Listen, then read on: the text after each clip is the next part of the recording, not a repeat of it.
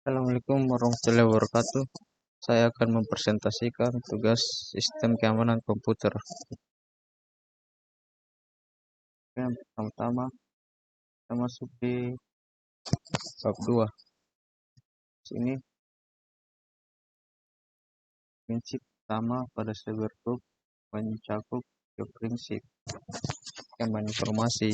Pertama, profesional keamanan siber mengacu pada tiga prinsip sebagai triad CA. Dimensi kedua, mengidentifikasi tiga keadaan informasi atau data. Dimensi ketiga itu Kubus mengidentifikasi keahlian yang dibutuhkan untuk memberikan perlindungan. Ini sering disebut juga kategori perlindungan keamanan cyber. Bab ini juga membahas model keamanan cyber atau ISO. Model tersebut merupakan kerangka kerja internasional untuk menstandarisasi penggunaan sistem informasi. Kemudian lanjut, masuk di prinsip keamanan. Dalam prinsip keamanan itu, dimensi pertama dari kubus keamanan cyber mengidentifikasi tujuan untuk melindungi dunia maya. Tujuan yang diidentifikasi dalam dimensi pertama adalah prinsip-prinsip dasar. Ketiga, prinsip tersebut adalah kerahasiaan. Kemudian masuk di integritas dan ketersediaan. Prinsip-prinsip tersebut memberikan fokus dan kemungkinan pakar keamanan cyber untuk memprioritaskan tindakan saat melindungi sistem jaringan apapun.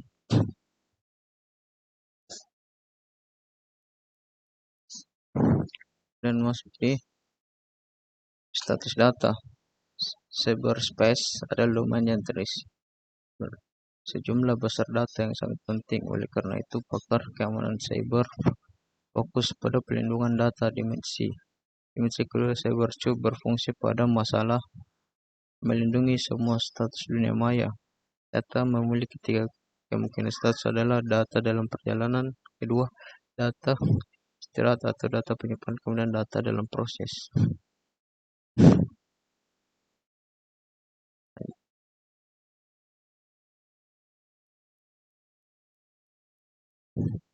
Lanjut di keamanan cyber.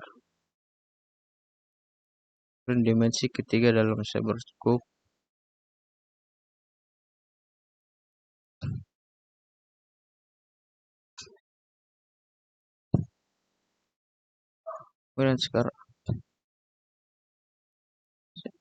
ketiga masuk di ancaman kerentanan dalam serangan keamanan cyber. Ancaman kerentanan dan serangan adalah fokus utama para profesional keamanan cyber. Ancaman adalah kemungkinan bahwa peristiwa berbahaya seperti serangan akan terjadi. Kerentanan adalah kelemahan yang membuat target rentan terhadap serangan. Serangan adalah eksploitasi yang disengaja atau kelemahan yang ditemukan dalam sistem informasi komputer, baik sebagai target khusus atau hanya sebagai target peluang. Penjahat dunia maya mungkin memiliki motivasi yang berbeda untuk memilih target serangan. Penjahat dunia maya tersebut dengan terus kemudian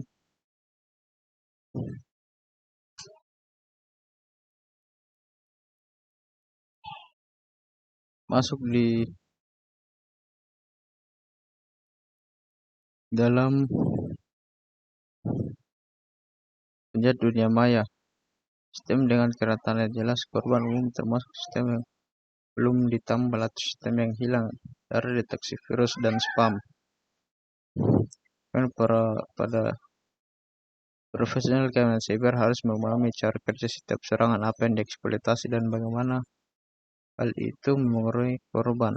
Tapi ini dimulai dengan menjelaskan ancaman malware dan kode berbahaya dan kemudian menjelaskan jenis penipuan yang terkait dengan rekayasa sosial.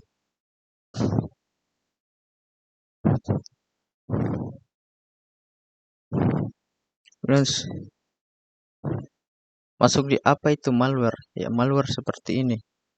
Perangkat lunak berbahaya atau malware adalah istilah yang digunakan untuk menggambarkan perangkat lunak yang dirancang untuk mengganggu operasi komputer atau mendapatkan akses ke sistem komputer.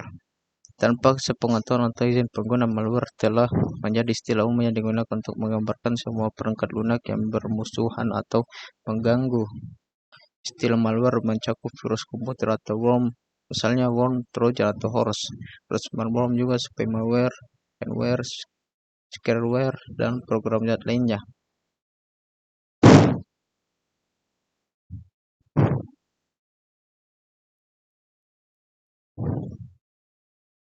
Kemudian masuk di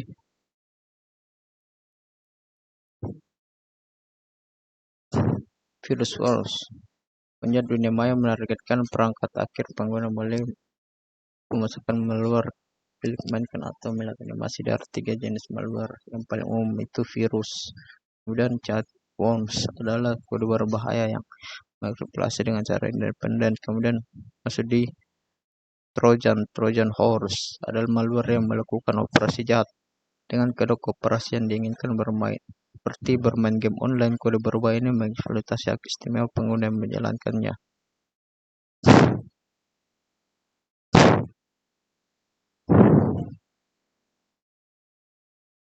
Dan kita masuk di 4. Cara melindungi data rahasia. Prinsip-prinsip kriptologi menjelaskan bagaimana protokol dan algoritma modern menggambarkan komunikasi. Kriptologi adalah ilmu membuat dan memecahkan kode rahasia pengembangan dan pengguna. Memecahkan kode ada kriminalisasi masyarakat telah menggunakan kriptografi selama berabad-abad untuk melindungi dokumen rahasia.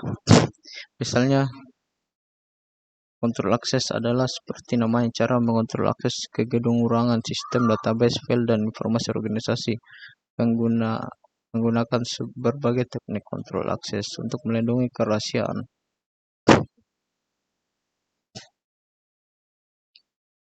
Apa itu kriptografi atau what kriptografi?